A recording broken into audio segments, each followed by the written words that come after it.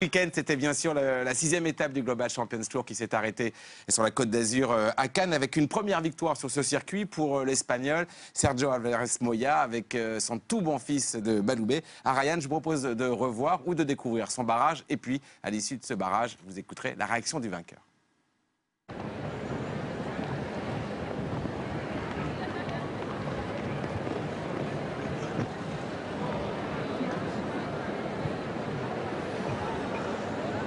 Ouais, ça c'est très vite par contre.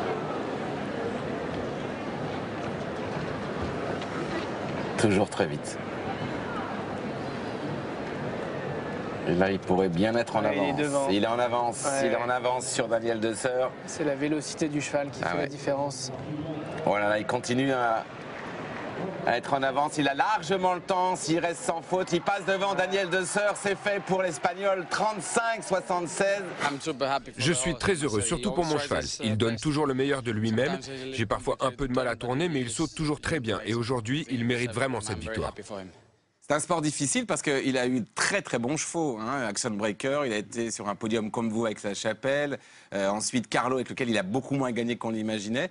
Et là, il a peut-être trouvé le cheval assez impressionnant. En tout cas, oui, il est très en forme ces dernières semaines. On l'a vu gagner une très très grosse épreuve aussi à Versailles. Il est tout le temps dans le coup.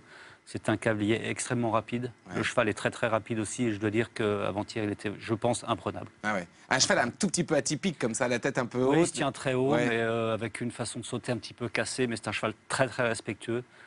Pas toujours facile dans le contrôle, mais quand il est lancé, il est difficile à rattraper. On a un vrai couple là, en tout cas, sans aucun doute. Alors, on va regarder le classement où on en est après cette 6e étape sur le circuit du Global Champions Tour avec Aris Mulders qui prend la tête avec 150 points.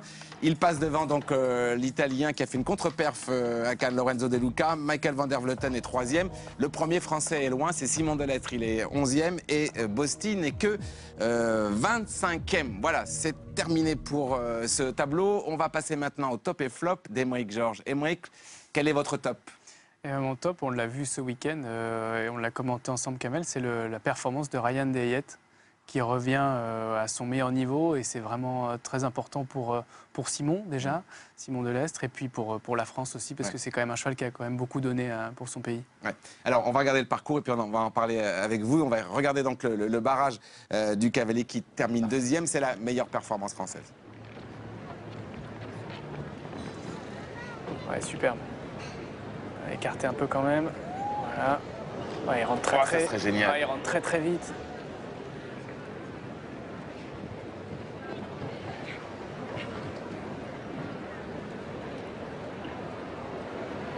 Là, il peut être devant. Allez, vas-y, petit. Il peut être devant, là. Ça va être juste. Ça va jouer à pas grand-chose. Ça dépend de la foulée qui sort sur le dernier. Elle va être bien, elle va être bien. Vas-y, Hermès. Ryan, va chercher le chrono 35-76. Ça va être bien. Non, il est un tout petit peu en retard. Ramener un cheval à ce niveau-là après une longue attente et un long break comme il a eu, c'est toujours difficile. Et la semaine dernière à Saint-Tropez, j'ai déjà eu un très bon sentiment. Il était déjà double sans faute dans la grosse. Il est 9e du Grand Prix.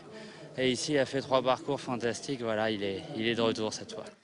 C'est intéressant ce qui est arrivé à Hermès Ryan parce qu'il va aux Jeux Olympiques où il se blesse dans son box alors que tout était calfeutré, tout va bien. Il était au pic de sa forme évidemment, autrement il ne serait pas allé aux Jeux.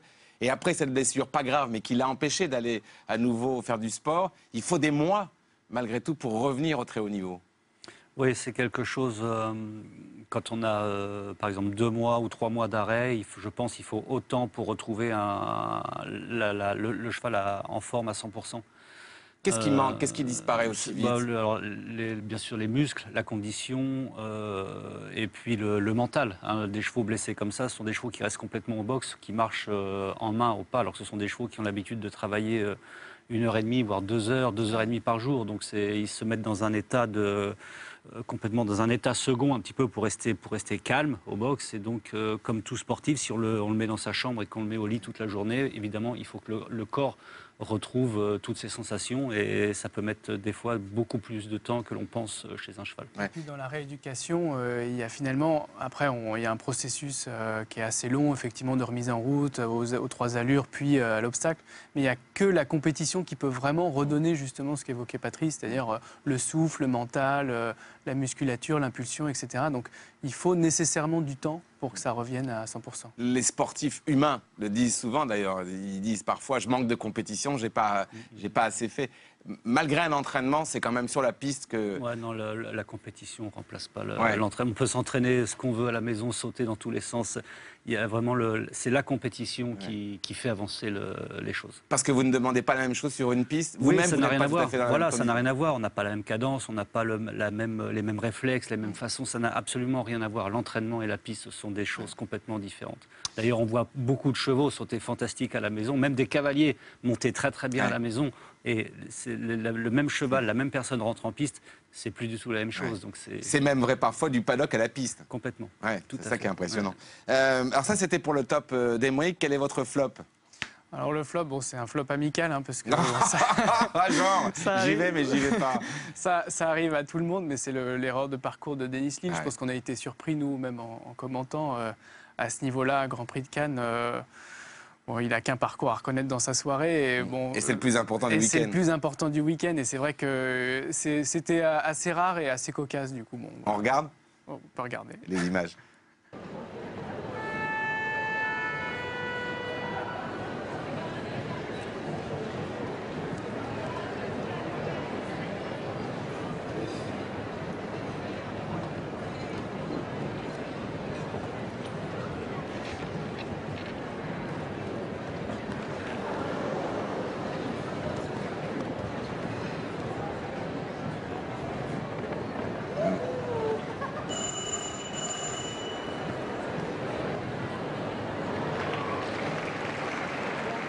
Bon, en fait, ce qu'il faut expliquer, c'est quand on le voit sauter l'avant-dernier obstacle, il a carrément oublié une ligne, enfin carrément oublié un tiers des... Il a oublié 2 lignes, en fait. Deux diagonales. Oui. Ouais, 2 diagonales. Il se trompe de diagonale complètement. C'est sûr que là, le parcours est plus rapide.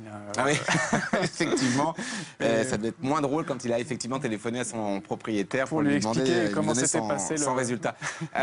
Merci Emeric pour ce flop. On lui dira, hein, on lui enverra la cassette bien sûr. Je vais me faire un ami comme ça lui fait un plaisir. Patrice, le circuit du Global Champions Tour, on va vous retrouver sur ce circuit dans la saison. J'imagine Paris, Chantilly peut-être. Chantilly, oui. Mais et à l'étranger? Non, pas sur l'étranger. Je ne fais pas partie d'une équipe. Et pour participer à ces concours-là, il faut être dans les 10 premiers mondiaux. Ce qui en ce moment n'est pas le cas. Je suis bien plus loin. On m'a appelé, on m'a demandé si je voulais bien faire Monaco et Estoril. Donc il y a quand même un petit peu de place, mais non, de toute façon... Vous ne le ferez pas? Non, puisque aujourd'hui j'ai que Aquila pour tourner à ce niveau-là. Ce sont des compétitions qui sont très difficiles pour les chevaux. Ouais. Je pense qu'il ne faut pas en faire tous les 8-10 jours parce qu'on brûle beaucoup trop de cartouches, je pense.